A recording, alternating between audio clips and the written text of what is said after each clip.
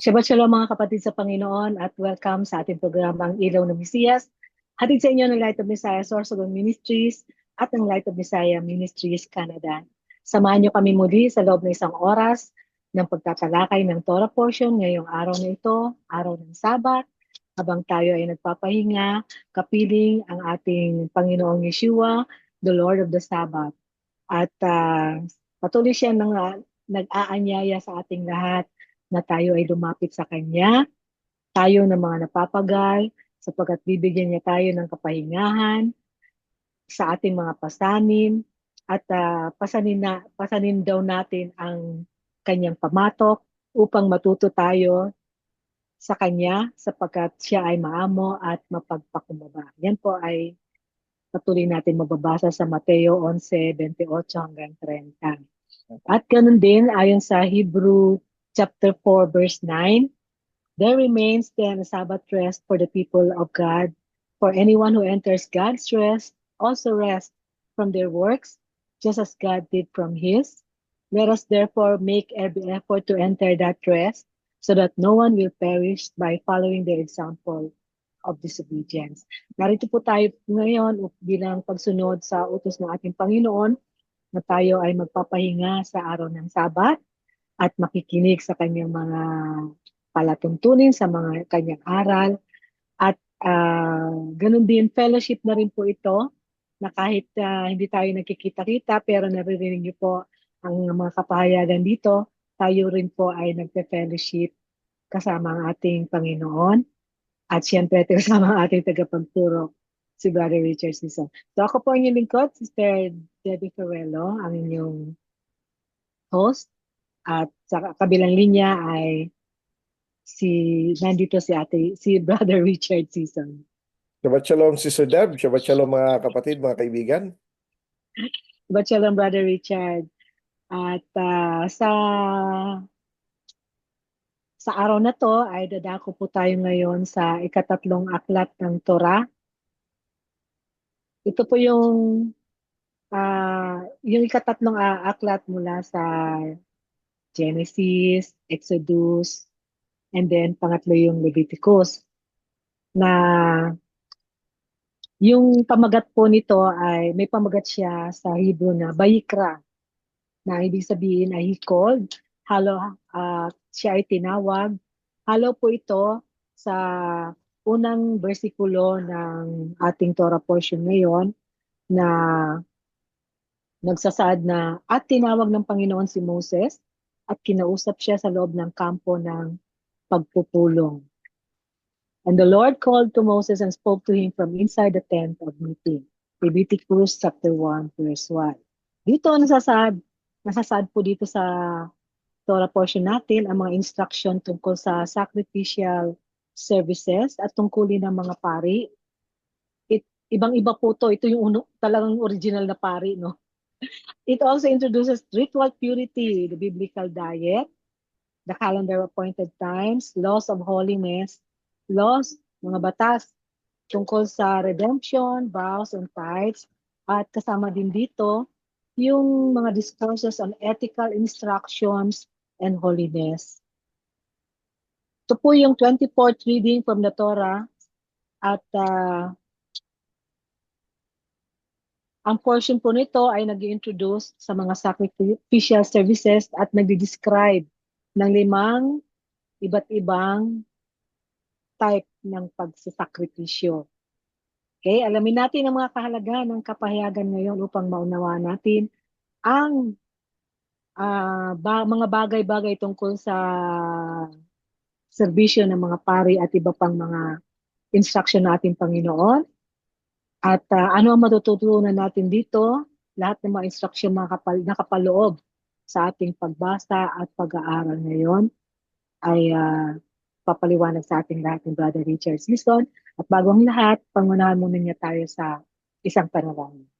Tayo po ay manalangin. Ama namin na nasa langit, maraming salamat po sa pagkakataong ito na binigay niyo po sa amin upang muli po kaming makapaglingkod sa inyo sa pamamagitan ng radyo. Nawa Panginoon ay pagpalain ninyo ang inyong salita na ito ay makarating sa mga pusong nagsasaliksik ng inyong katotohanan. Nawa Panginoon ay maisabuhay ng bawat isa ang inyong mensahe at ito'y magdulot ng magandang gawa sa mga tao, Panginoon, at magbigay ng kaluwalhatian sa inyo dahil kayo lamang po Mm. ang may karapatan at karapat-dapat na makatanggap ng lahat ng papuri at pasasalamat. Ito po'y aming dalangin sa pangalan ng aming Panginoong Yeshua. Amen.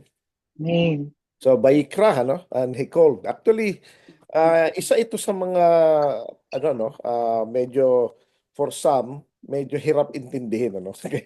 Kaya hindi nila, kasi maraming mga sacrificial system at parang, ano Oo, um, parang boring siya. parang, Hindi tayo. maski ako noon, nung araw, nung pag ginugol ko magbasa ng Bible, dadaanan ko lang siya, basta babasahin ko lang. Hindi ko masyado na Ganon din ako, Brad. ano nangyayari, ano. Pero ano, as a background, ano, gusto kong ipakita yung ano yung mga um, kailan ginawa itong Baikra o yung Book of Leviticus. Um, kung maalala natin, of course ang Genesis ay mula creation hanggang sa pagkamatay ng mga 12 patriarchs, ano. Ang Exodus naman mula nung pagkabuhay ni Moses hanggang sa first year ng Mm. Exodus, no, nang nakaalis na sila sa Egypt, hanggang na natayo na yung tabernacle, no. Ngayon ang Vayikra o Leviticus ay ito yung second year nila, Sister Deb, ano, mga kapatid, mga kaibigan. Ito yung second year na kung saan binigyan ng instruction naman ng Panginoon ang mga Levites and priests, ano, kung ano ang gagawin sa tabernacle, ano yung mga sacrifices, ano mga moral codes, ang mga appointed times. So dito makikita natin yung first 5, 6 chapters actually is related actually first 5, no? Related sa sacrifices, no? Tapos of course Leviticus 11, alam natin yung food sacrifices yan. Ang Leviticus 18, mga sexual morality. Ang Leviticus 23 is appointed times, no? So, yan yung mga major part ng Leviticus, and marami pa diyang instructions. Ngayon, ito, ano, ang tunay talaga na pangalan ng Leviticus is Vayikra and Hikol, no? Ito ay para sa mga called out ones, no? Ayan ang ano ron, ano? Kasi ang ecclesia kung saan na kinuha yung word na church, ano? Actually, mali yung translation na yun. Ang ibig sabihin ng ecclesia hindi church, ano, kundi Mm. congregation of the called out ones, no.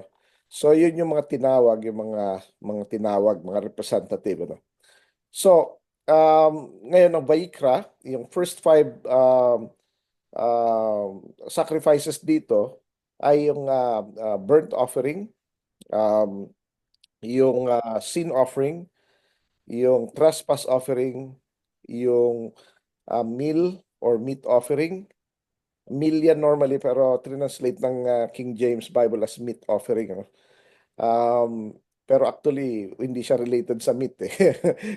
More on Mm. yung ano siya, eh. Pero anyway, and then peace offering, ano. Ito yung 5. May mga iba-iba pang mga ibang mga offerings pero mga minor na and very specific. Like yung dedication ng mga firstborn, mga ganun, mga first fruit, mga ibang ano na yan, ano, ibang offering. Pero nag-i-evolve ang mga offerings dito sa 5, no. Kumbaga 5 major na offerings at i-discuss natin ito, no. At ang involved dito ay yung sa 3 kinds ng mga offerings na normally sa burnt offering is paggaling sa herd, yung bull, paggaling sa flock, sheep or goat, paggaling sa bird, turtle dove, no? So yan yung mga ano yan. Saka ito dito, Sister Deb, ano, mga kapatid, mga kaibigan, pag nag-offer ng Mm. sacrifice, um, hindi yung priest or Levite ang mag-aano. Actually, walang kinalaman ng Levite yan, yung priest lang. Hindi sila yung magsasacrifice, mag-offer. Magdadali ng tao yung sacrifice. Yung tao ang kikitil ng buhay ng animal. Hahawakan lang ng priest, tutulong lang siya. Tapos, i-offer na niya, no? Ngayon, sa mga ibang mga nag-aaral ng Biblia o mga mananampalataya o tinatawag nilang sarili nilang mananampalataya o sa mga kapatiran, bakit ba natin kailangan pag-aralan ito? Unang-una, ito ay salita ng Panginoon. Ang Book of Leviticus lang ang may pinakamaraming verbatim na word of God mismo. Yung galing mismo sa kung ano yung sinabi niya mismo. Mm. About 95%, no, ng verses, and the Lord said to Moses, yung verbatim talaga, yung kung ano yung pagkakasabi mismo. In as much as kinukonsider natin ang Bible as Word of God lahat yan, pero in reality, hindi talaga siya lahat Word of God. Kasi may mga Word of man doon, may mga conversation, may mga salita nga rin si Satan doon nakikipag-usap siya. So, yung salita ni Satan hindi naman Word of God. Pero in general, ang Bible, of course, is the Word of God. Pero if we gonna go specific, kung ano yung mga word katulad ng Bible natin, pag si Yeshua, si Jesus nagsalita, may mga Bible na naka-red pag siyang nagsalita, no? Naka-red 'yon. Um, Dito sa Leviticus, karamihan talaga ng verses puro salita ng Panginoon. Yan So yan yung una. Pangalawa, ang ang kausap dito ni Moses yung Panginoong Yeshua mismo. Kasi siya ang nakikipag-interact kay Moses face to face, no? Kasi hindi nga pwedeng makita yung mukha ng Father. So, Mm. si Yeshua mismo. At siya rin yung high priest, no? High priest in heaven. So, sino mas nakakaalam ng mga pasikot-sikot sa sacrificial system? Si Yeshua mismo kasi siyang high priest in heaven, no? Fourthly, um, yung um, itong sacrificial system, maaring hindi natin um, pwedeng gawin ngayon dahil walang temple. Pero sa millennial kingdom, for 1,000 years, mga kapatid, mga kaibigan, ay gagawin ito. Very specific ito sa Ezekiel chapter 40 to chapter 48. Yung last Mm. 9 chapters ng book of Ezekiel. Very specific yung mga sacrifices doon at lahat doon na gagawin is related sa Leviticus, no? So yun ang mga reason bakit natin kailangan pag-aralan. And also may relation ito sa buhay natin, no? Yun ang i-discuss natin. Ngayon in the absence ng temple, ang mga sages sinasabi nila, sages yun yung mga sinaunang mga nagtuturo, yung mga wise men. Actually, yun ang ibig sabihin ng wise men, sages.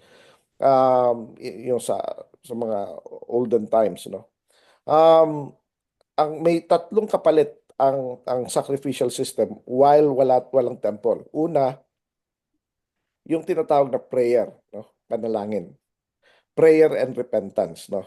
So it's very important yung aspect na yun, ano. Tapos yeah, prayer and repentance. So one and two yun, ano. And thirdly is yung tzedakah, no? Which is yung giving to the poor, no? Um, so tutulong tayo sa mga mahirap. Um, and it's very important kasi binabanggit yan ni Yeshua sa Matthew 25, 31 to 46, no? At binanggit din niya yan doon sa nagtanong sa kanya kung paano makaka-inherit ng kingdom doon sa wise young ruler. Yung young ruler pala, hindi wise kasi hindi siya nakinig eventually. Nagtanong lang siya pero nung sinabi yung sagot, hindi niya pala kaya, no? Ang sinabi doon, you have to sell everything that you have and give it to the poor so that you will have para magkaroon ka ng kayamanan sa langit. You will have treasures in heaven and then you come and follow me. No? So, yun ang sinasabi ng Panginoon. So, um, ito yung aspects na binibigay. So, prayer and repentance and tzedakah. Tzedakah is galing yan sa word na tzedek or righteous. No? Um, Although ang tzedakah itself is yun nga, nagbibigay ka ng alms o nagbibigay ka ng tulong sa mahihirap, sa mga nangangailangan. Um, pero yung the word itself, it means righteousness. So, helping people, pag tumutulong tayo sa mga nangangailangan, ay it's an act of righteousness, no? Kaya iyon yung tanong naman nung yung ano yung isang lawyer kay Yeshua. Sabi niya, how can one inherit the kingdom of heaven, or how can inherit eternal life? Sabi ni Yeshua, what does the law says? So tinanong siya, binalik lang sa kanyang tanong. Sabi niya, love the Lord your God with all your heart, with all your soul, with all your might, and love others as you love yourself. Sabi ng Panginoon, do so and you're not far from, you're not far from the truth. Pero sabi niya, who is my neighbor? So ang ginawa ni Yeshua, nagkwento siya tungkol sa Good Samaritan na story, no?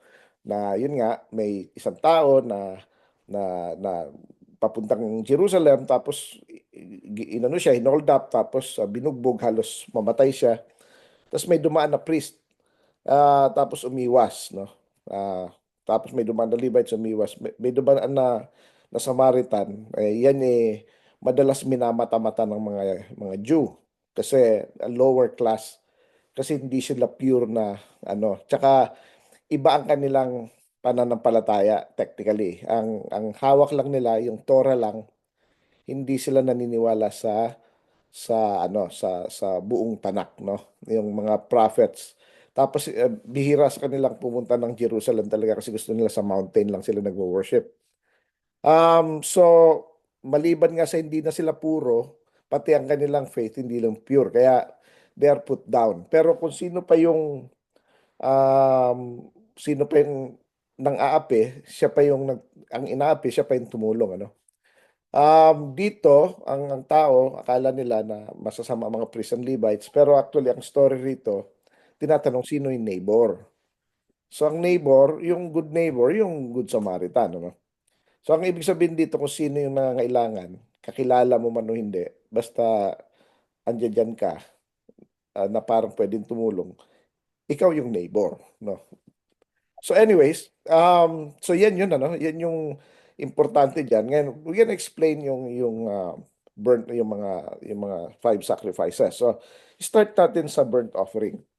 Yung burnt offering, normally binibigay ito every Shabbat or new moon, no?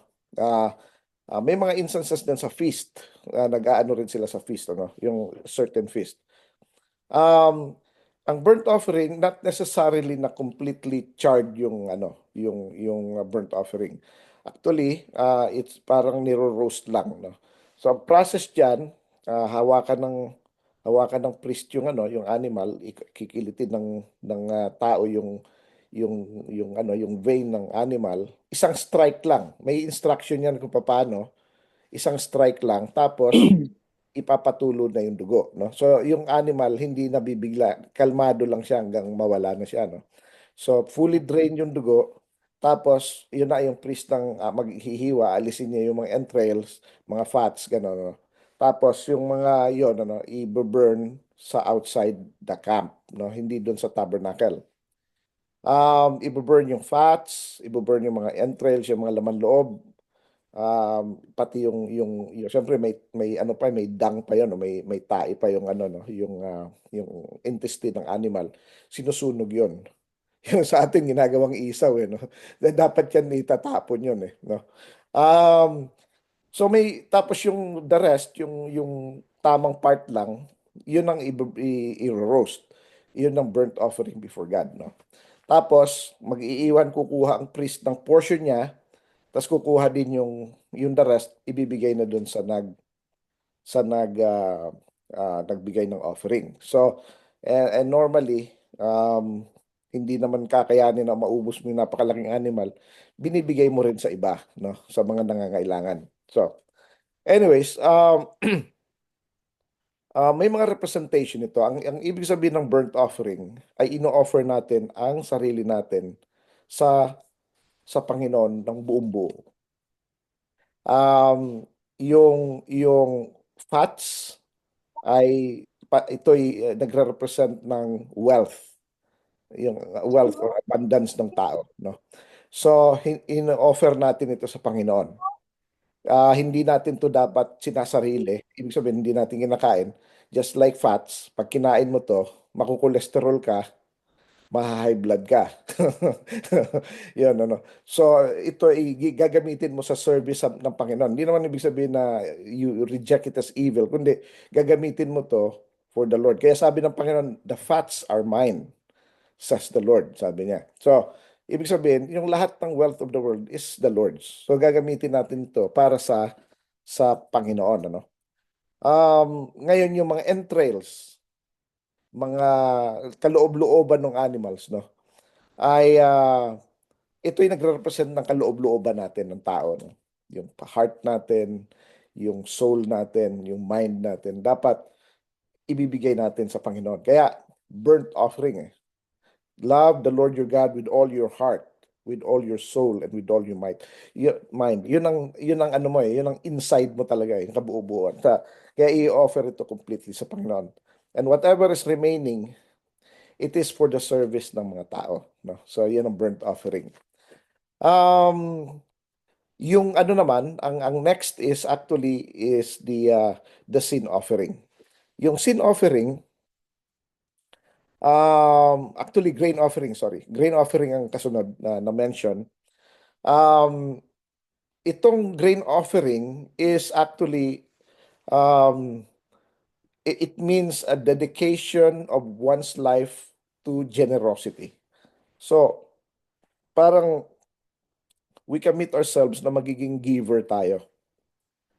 So, ito, ang grain offering, ay hindi siya karne, no? Saka may three kinds of grain offering. Yung uncooked, by fire yan. Yung cooked by fire, saka yung first fruit, hindi siya sinusunog. Yung mga prutas, no? Ito yung grain offering. Ngayon, pag hindi ito ang mga grain offering, hindi siya sinusunog the whole thing.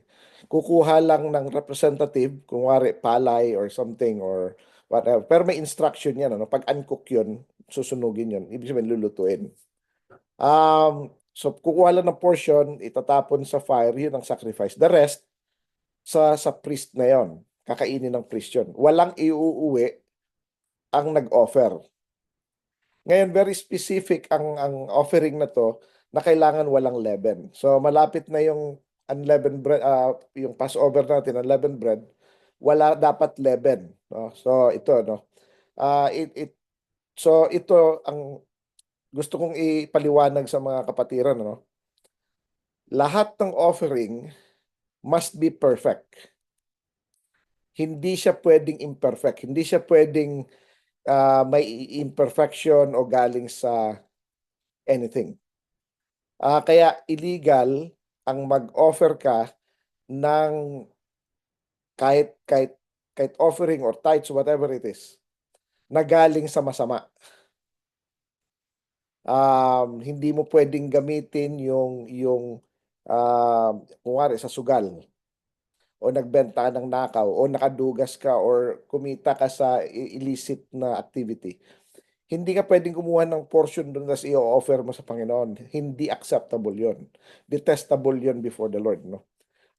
Anything na may leaven, hindi niya tatanggapin yon. So, it's useless. Okay? So, again, grain offering is dedication of one's life to generosity, no? So, marami dito binabanggit yung with oil and with frankincense, ganun, ano. Kailangan walang leaven. Lahat yan is representative ng pureness. Actually, lahat ng offering, maski yung animals, dapat hindi siya defective. Walang defect. Dapat saka eksakto. Pag hiningi sa iyo ay male lamb, dapat ang bibigay mo is male lamb. So normally sa burnt offering is a male lamb or bull, lalaki na animal, ano. Pagka sin offering, female naman. So hindi ka pwede magbigay ng male sa sin offering. So yun ang mga ano ron, ano. Kasi kaya kasi kaya pag ginawa mo 'yon, nagkasala ka kasi in violation ka ngayon ng offering. Kaya si Cain hindi tinanggap yung offering niya kasi hindi yon yung hinihingi ng Panginoon. So if we give something o nagbigay tayo ng something sa Panginoon na hindi naman niya hinihingi, kasi meron siyang ibang hinihingi pero iba naman ang binibigay natin, hindi po katanggap-tanggap ito sa Panginoon, no? Um, Remember, tandaan po natin na ang lahat ng meron tayo at lahat ng meron ng mundo ay sa Panginoon. Binigay niya ito sa atin para magbigay tayo sa Kanya, para mabigyan niya tayo ng dahilan na bibigyan pa tayo niya ng mas marami in accordance to His will, no? Um, pero kapag mali yung binigay natin, ano yon? Hindi ka tanggap-tanggap sa Panginoon yon, no? So, grain offering. Dinededicate natin ang sarili natin sa life of generosity. Yung next offering is yung peace offering, ano? Yung peace offering naman na binabanggit sa Leviticus chapter 3 ay patungkol ito sa um, uh, we're making peace with God, no? Dito naman, pwedeng male or female. This time, walang ano, it's either. Basta perfect pa rin. Dapat ano siya, healthy yung animal, maayos, maganda, ganun, no? Yung suited for offering. Kaya pag nagbigay tayo sa Panginoon, dapat yung best pa rin. Best always, no? Tapos ito is voluntary ito, Sister Deb. Hindi ito required. Ito ay voluntary. Hindi ito nire-require sa tao. Ang mga required ay yung sin offering, trespass offering, saka um, saka uh, burnt offering. Required 'yon. Ang peace offering tsaka meat offering hindi siya ang meat offering to some degree required, pero ang peace offering is pure ano siya, pure na voluntary, votive offering siya. Hindi siya pwedeng pwede mo siyang hindi gawin kung ayaw mo, no? So, yun no. So pwedeng male or female pero dapat walang blemish. Tapos ibibigay mo ito sa Panginoon willingly, no? Ngayon, ang sin offering naman, ang pang-apat sa chapter 4, binabanggit ito, yung sin offering. Ang sin offering, ito yung hindi mo alam na may kasalanan ka. Pero, guilty ka pa rin. Hindi ibig sabihin na hindi mo alam, hindi ka na guilty. Pero, um, pag nalaman mo na mali pala yung ginagawa mo, guilty ka na. Yung ganun, no? So, kung wari, ganito, no? Nalaman mo na ang Sabbath pala ay seventh day. On the seventh day, hindi Sunday. Dati hindi mo alam. Oo. Ano ka, Sister Deb? Yan. Hindi rin ibang araw. Hindi rin ibang araw, Sunday or ibang araw. No? Ngayon, hindi mo alam dati. Pero nung nasabi sa'yo, na-realize mo na tama nga. Guilty ka na ngayon. Ngayon, pag hindi mo pa rin binago, albawa, ginawa mo pa rin, nagkasala ka na, sin yun.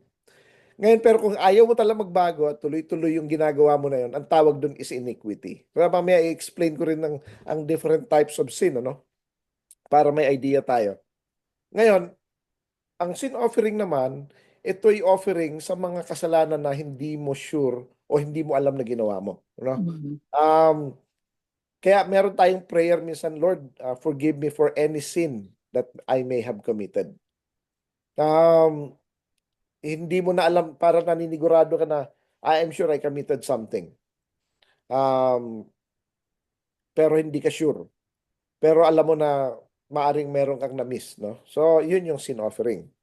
So, ito, young bull or male goat, no?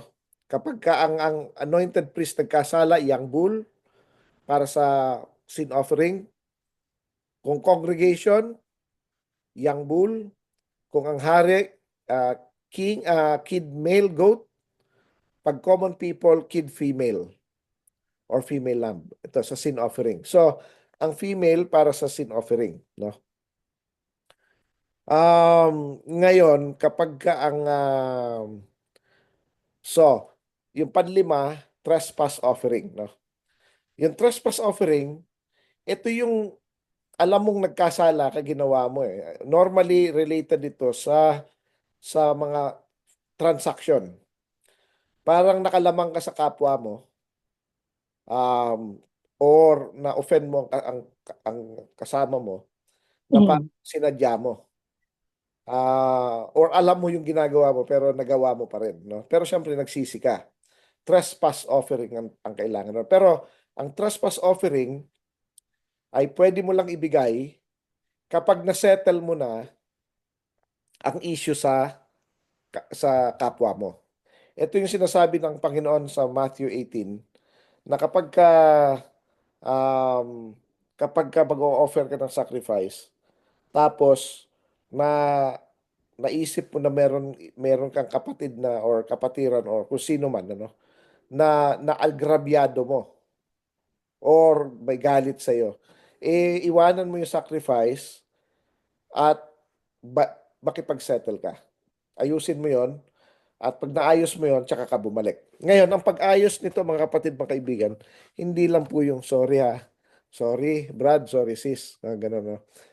Okay yung sorry, pero your sorry is good, but we need cash. So, kailangan mo po magbayad. Ito yung biblical restitution, ano? Sa biblical restitution, sa New Testament o sa Messianic writings, as we call it, o they call it New Testament, si Zacchaeus ay nung pumunta ang Panginoon sa kanya, actually umakyat siya sa sycamore tree. Tapos gusto niya gusto niya makimarites kay Yeshua. Hindi niya makita dahil Mhm. medyo maliit din siya, no? So umakyat siya sa puno. Ngayon, pinuntahan siya ni Yeshua. Tapos sabi niya, Zacchaeus, pupunta ako sa bahay niyo, ano tayo, lunch tayo. Di ba? So, pumunta siya.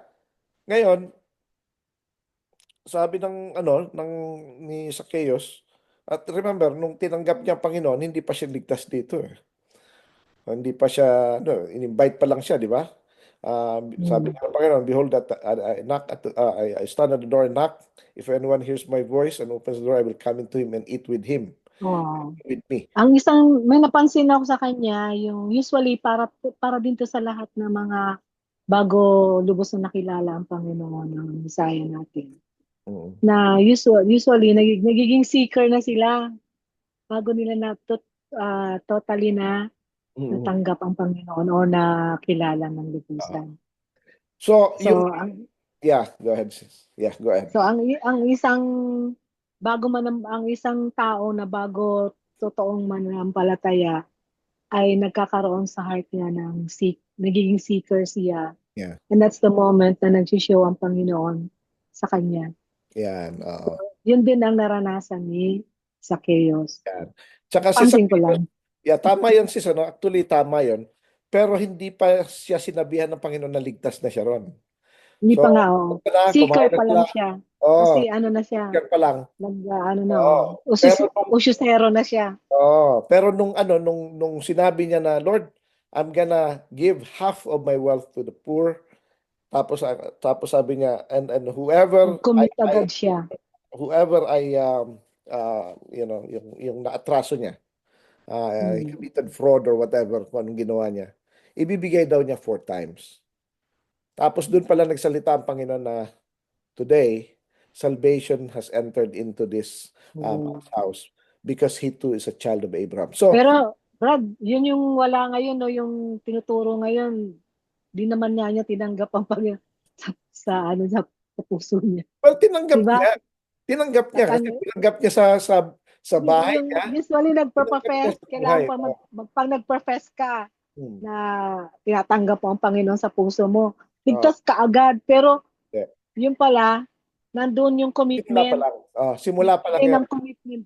Yung Ah, faith na yon nag-show yung faith niya sa pamamagitan ng kanyang commitment, hindi sa pamamagitan ng pag-profess niya Yes. na, na tinatanggap kita, Panginoon, sa aking puso. Yes. So, simula lang yun eh. Initial lang yun. So, Yes. to prove it, it's entirely different matter, no? Kailangan ipo-prove. So, ang sa Nagmanifest agad sa kanya yung manifest yung yung Torah ng Panginoon. yan, Kasi oh. sa Torah yung ano yung mga commitment na binigay niya Ah, bilang pagsunod yun sa Torah ng kaya Panginoon. nga. So, alam niya rin, ano? Kaya nga sabi ng Yes. Panginoon, Alam niya ang Torah. siya rin ay anak ni Abraham. So, ibig sabihin, ginagawa niya yung mga ginagawa ni Abraham, no? Yes. So, ang sabi niya 4 times. Ito yung biblical restitution. Four Mm-mm. times yung ano. At so, paano yun, ano? Kapag ka kinuha mo, ninakaw mo, tas nagsisi ka, um, sinadya mo eh. So, Mm. 4 times mo ibabalik. No? Pagka very important yan sa tao, halimbawa, yung lamb niya or yung ano niya, gamit niya Mm. sa pag ano, 5 times, no? Pero kung maibabalik mo yung actual na nakuha mo, yung actual, Mm. bigay mo yon plus isa pa. Kung hindi mo naman sinasadya, may 20% extra. Kung wari, um, hindi mo sinasadya, nagawa mo, yung nakautang ka ng 1,000, hindi mo binayaran, tapos naalala mo, Mm. ah, dapat 1-2 na. Kaya lang hindi pa actually dyan nagtatapos. Ang law ng trespass, kung ano yung binigay mo dun sa kapwa mo, ibibigay mo rin sa Panginoon, sa priest. Mm. Ibibigay mo rin. So parang doble actually yun eh. So, uh, in short, ito gusto kong banggitin to, no? At ulitin ko ito. Ang mga sacrifice, hindi siya para mawala yung sin mo. Actually, nawala ito dahil nagsisi ka, dahil na-settle mo sa kapwa mo, tapos yung offering na yon is just a token na pinapatunayan mo na talagang parang ceremony ito na pinapatunayan mo na talagang ano ka, totoo ka sa ginawa mo. Para ba siyang appreciation? Para ding More of appreciation. a ceremonial na Yes. talagang talagang totoo akong nagsisisi. Parang gano'n, no? Mm. So, yun yung trespass, no? Um, Ngayon, yung ano naman, um, yun nga, no? So, meron pang offering yun. So, yun ang sinasadya mo, pero dapat na-settle mo yun. So, lahat ng iba is actually more on, hindi talaga siya, ganito, no? Ang offering, ang mga sacrifices is not meant to remove sin.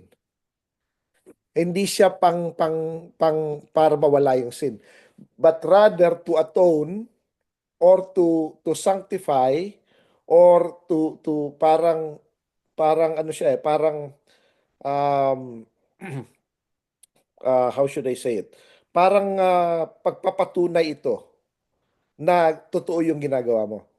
Um, yun ang Mm. ano, yun ang meaning talaga ng sacrifice, no? Na talagang kaya in reality, although ang arrangement is nauna yung burnt offering, tapos meat offering, tapos peace offering, tapos sin offering, tsaka trespass offering. Pero ang actual talaga diyan, kapag may kasalanan ka, ang isang tao nagkasala, mauuna yung trespass offering. So, Mm. ibig sabihin, nagkasala isang tao, isesettle niya ang kanyang yung transaction niya dun sa tao. Magsusorry siya Mm. at babayaran niya yung yung kanyang atraso. Tapos pupunta siya sa sa Panginoon, ito yung trespass offering ko, Panginoon. Sinettle ko na, nagsisi na ako. tinalikuran ko na yung aking mga maling ginawa, inayos ko ng problema, nakipag-settle na ako. Ngayon, ito yung proof ko na talaga nakipag-settle na ako. Ito yung trespass offering ko. Mm. Tapos, Panginoon, kung meron pa akong ibang nagawa na hindi ko alam, ito yung sin offering ko. So, patawarin mo ako sa aking mga ginagawa. Ngayon, um, bilang pagpapatunay ng aking repentance, ay ibinibigay ko sa iyo yung buong buhay ko. Ito yung burnt offering ko. At dahil sa binigyan niyo ako ng kapatawaran, ako'y idededicate ko ang sarili ko sa buhay ng pagiging mapagbigay. Ito yung meat offering ko or meal offering ko. At Lord, let us have peace. Ito ang peace offering ko. So yun technically ang long and short ng sacrifices. So lahat yun ibibigay mo actually in reality, no? So maybe not in one time, pero all throughout your life, yun ang gagawin Mm. mo. And yun ang sequence actually niya. So again, Tapos, Brad, sa ngayon, dahil hindi na yan nagagawa, may relation ba to sa ginawa ng ating Panginoon? Sabi niya, He died after for all of the sins.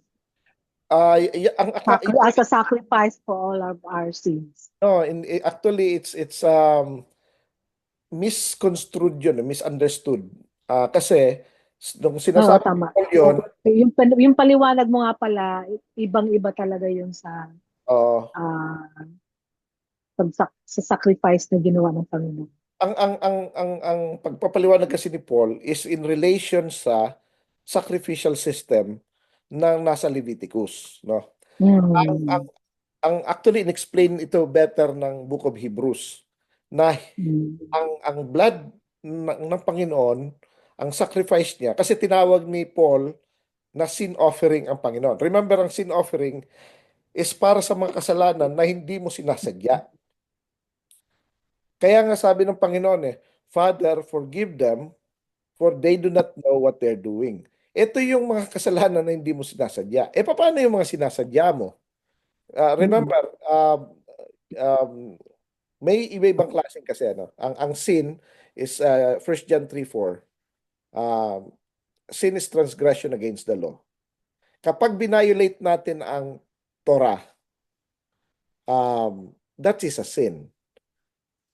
For example, kasi maaaring feeling ng mga tao ang sexual immorality, pagnanakaw, pagpatay, yun ang mga sin, ano. Meron pa mga ibang sin na grave.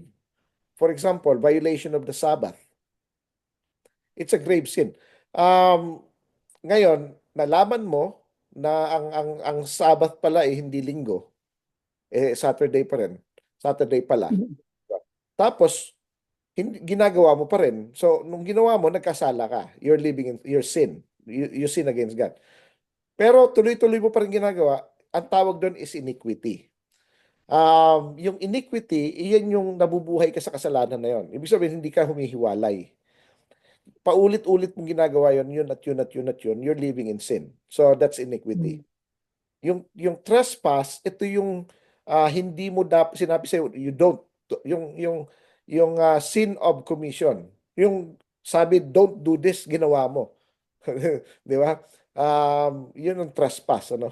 Um, so 'di ba may yung 365 commandments do not yung mga negative commandments. Don't do this, don't do that, 'di ba? Um, Tapos yung trespass, yung transgress naman is sin of omission. Hindi mo ginawa yung dapat mong gagawin. No? So, yung mga kasalanan na hindi mo talaga alam. For example, yung mga tao, siyempre tayo, nagsimula din tayo sa hindi natin alam ang Torah. Whether alam natin o hindi, we are sinning. Pero mas grabe ang sin nung mga alam niya, tas tinutuloy pa rin. Ngayon, ang sin offering, yung mga hindi nakakaalam, ayun covered pa ng sinabi ng Panginoon, Father, forgive them, for they do not know what they're doing. So, Mm. covered yun, ano? sin offering ang Panginoon eh. Hindi naman siya trespass offering eh.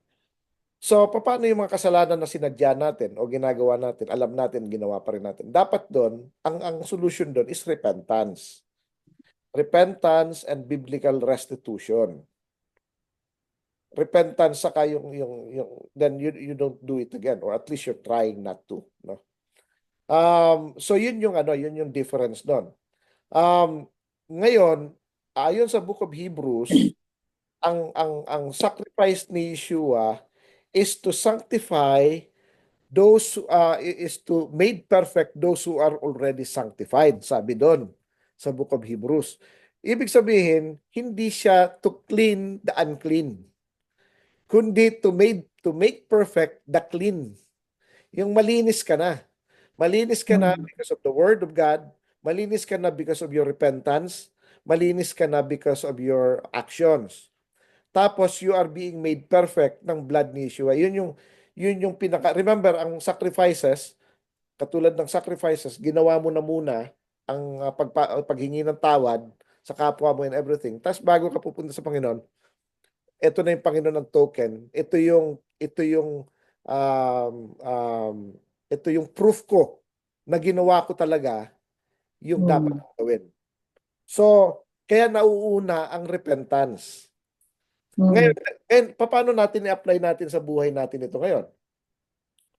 Again, nabanggit ko earlier na ang kapalit ng korbanot or itong mga sacrifices is prayer, repentance, and tzedakah, no?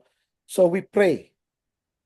We pray. Remember, ang prayer, hindi lang ito basta 1 John 1:9, forgive me Lord, amen, Mm. you're okay. It has to be keep on doing and doing.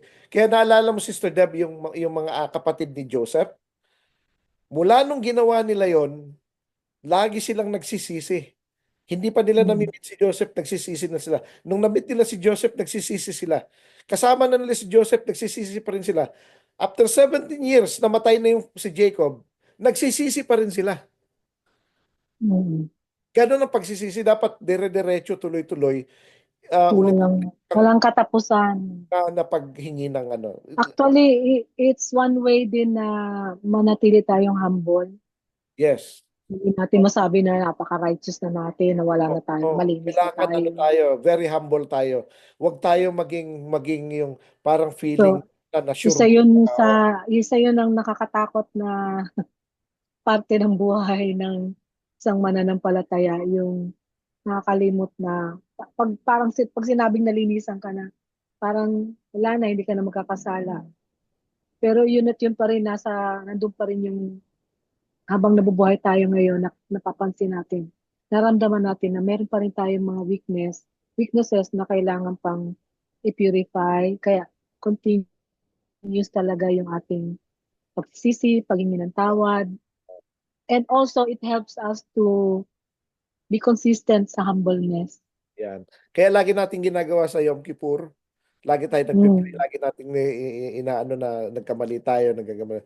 Saka hindi lang sa Yom Kippur, in any time na i-convict tayo ng banal na espiritu, we have to repent, no? So, again, prayer, repentance, and tzedakah o yung mitzvot o good works or pagbibigay ng tulong sa kapwa, no? So, yan yung requirement. So, yan technically kapalit yan ng pag tiningnan mo maigi yan, that would cover yung sin offering, di ba? Mhm.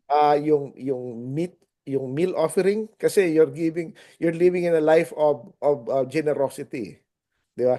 Ah, yung trespass offering, kasi sinettle mo sa kapwa mo, dapat may biblical restitution, tsaka nagbibigay ka pa rin sa kapwa mo, di ba? And also peace offering tsaka burnt offering kasi dinededicate yung prayer and repentance, it means na Mm. dinededicate natin ang buhay natin sa Panginoon. Mm. Kasi you cannot pray and repent while you keep on doing the same thing, di ba? So dapat may change naman at nagbabago kahit papano. Kung hindi mo Yun din. mabigla ng boom Dapat boom, nagle-level up. dapat nagle-level up naman yung ano, may improvement naman ano. So, Mm. yan ang Yung mga practices, yung faith yeah. and Oo. obedience. So again, ano, para maalala natin, mga kapatid, mga kaibigan, ang mga kasalanan, ano, ang sin is transgression against the law. Kapag nakamit mo yung sin, ang isang nag-violate ka ng batas ng Panginoon sa Torah, sin yun. Kapag inulit-ulit mo at nabubuhay ka na doon, ang tawag doon is iniquity. No? Kapag binviolate mo yung hindi pinapagawa sa iyo yung ano trespass yun. Transgress naman kapag hindi mo ginawa yung pinapagawa sa iyo, yung mga do this, do that, honor your father and mother, tapos binastos mo, hindi mo in-honor, yari ka, di ba? So yun ano. Mm. Tapos So, yung sinabi mo, Brad, ito yung nabanggit ni John sa 1 John chapter 3 verse 4. yeah, Whoever commits sin transgress the law, yeah, for sin is transgression of the law. yes. So again, ano, mauna trespass kapag tayo ay Mm. may kasalanan ng kapwa, Pagduda sa settle utos natin ng yon. Panginoon. May biblical restitution yon, hindi lang basta sorry, dapat makipag ano tayo, areglo tayo ron. Ayusin natin, ano? Bibigay natin 'yan. And then, yung sin offering is sa mga kasalanan na hindi natin ginawa. Huwag natin sabihin, hindi ko alam naman, hindi ko alam yan, hindi ko kasalanan yan, hindi ko naman alam eh. Pagka ngayon alam mo na, kasalanan mo na rin yon. Actually, maski Mm. hindi mo alam, kasalanan mo pa rin eh. So, sin offering. And then, burnt offering is to dedicate ourselves to God. Tapos yung meal offering is a life of generosity, and peace offering Mm. is a voluntary offering na we are making peace with the Lord, no? Yun ang five. So, Brad, ito yung mga pinapaliwanag mo, ay ito lang yung magagawa natin ngayon. Hindi naman natin magagawa yung mga sacrifices na nababanggit dito sa Hindi pa. Leviticus. Hindi pa kasi Kasi walang wala pa templo. templo. Oo. Yun, okay. Kapalit niyan, Tapos, may prayer, katunayan pa, repentance. Brad. Oo. May isang proof na nakita ko na sinabi mo na yung sakripisyo ng ating Panginoon, hindi para mablinisan tayo at mapapatawad sa lahat nating mga kasalanan. Dahil, noong panahon ng Panginoon, kahit panahon nila Pablo, wala na ang Panginoong Yeshua. May templo pa noon. Templo pa. And they continue to bring sacrifices, offer sacrifices. So that's the proof na tama yung sinabi mo. Hindi mali yung teaching na namatay ang Panginoon para sa lahat-lahat na ng kasalanan. Oh, no. Ang ibig sabihin ng sin offering para ito Grabe. sa mga Oo, ngayon ko kasalanan lang na siya hindi mo alam, naunawaan ng maigi.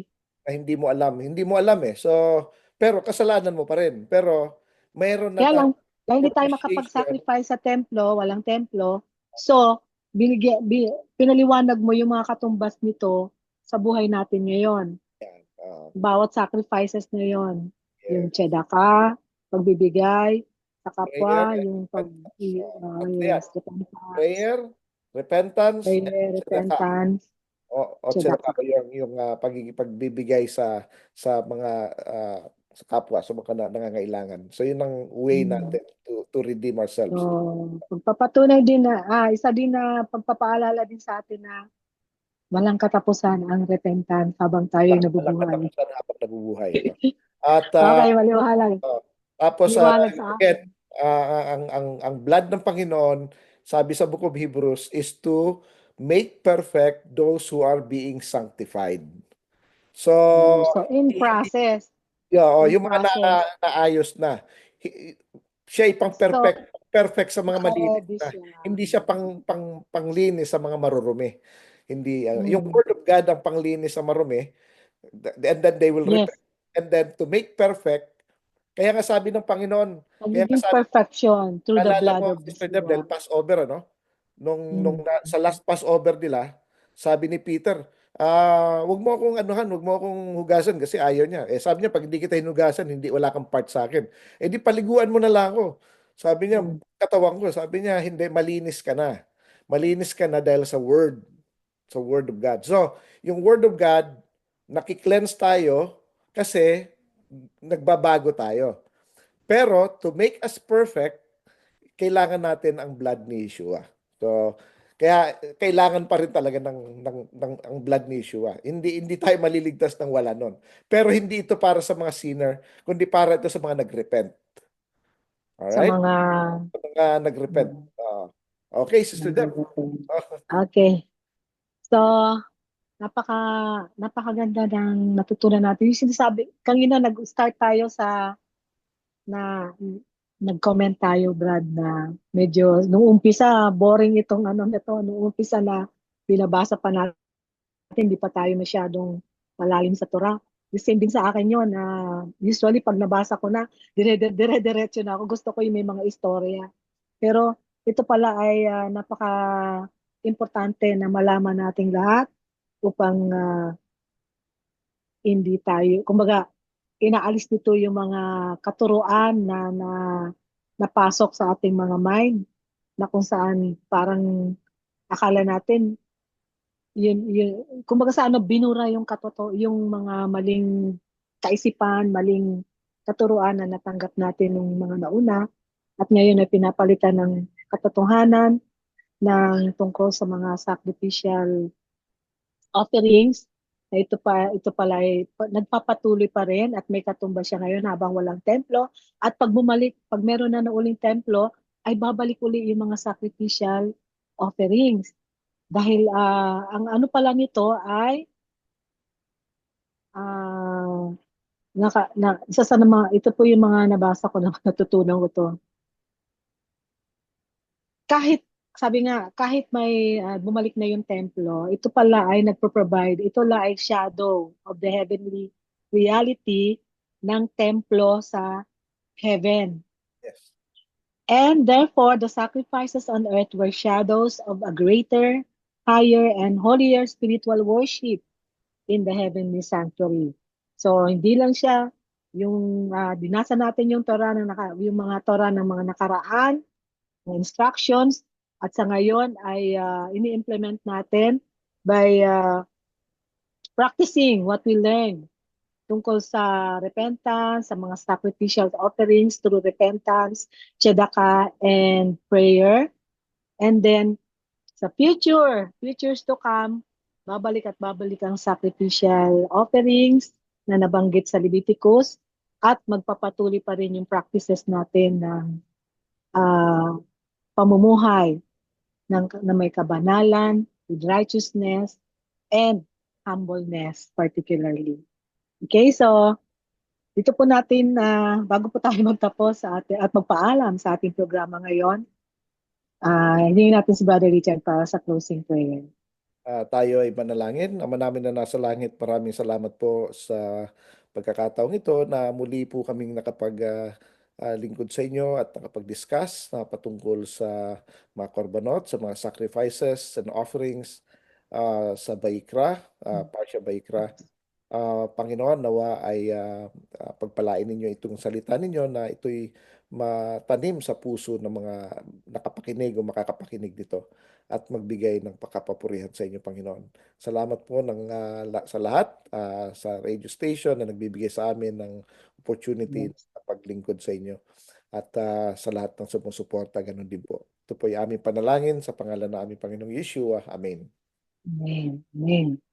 Okay, so ang ating pong aralin ngayon ay ipopost natin sa ating Facebook page, Light of Messiah Sorsogon Ministries. At hinahanyayahan ko po kayo na mag-comment, mag, uh, mag, uh, mag-request kung may request kayo ng mga lessons to learn more. And also, i-share nyo rin po ang ating aralin ngayon, ang ating Facebook page para upang makarating ito sa buong lahat ng tao sa buong bansa dahil alam niyo ba na ito po yung unang-unang radio program na nagtatalakay ng Torah portion in Tagalog at sa pamamagitan nito ay naaabot natin ang lahat ng ating mga kababayan upang lubusang maging lumiwanag sa kanila ang katotohanan ng mga salita ng Panginoon. At ito na po yung sabi nga, ito yung pinaka-ultimate faith from the past na tinuro sa atin na hanggang ngayon ay ibinabahagi at sabi nga, i-spread sa buong mundo. Through social media, through radio program, at true na rin po sa ating lahat na niliwanagan ng ating Panginoon. Kaya sabi nga, tayo po ay Light of Messiah. Okay, so bago po tayo magpaalam,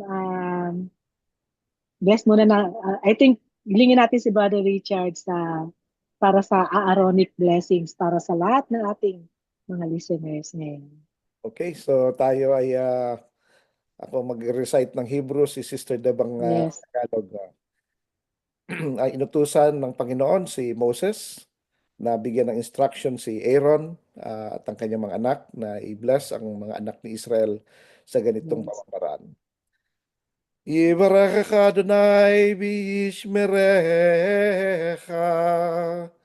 Ya'er Adonai panav elecha v'kunecha.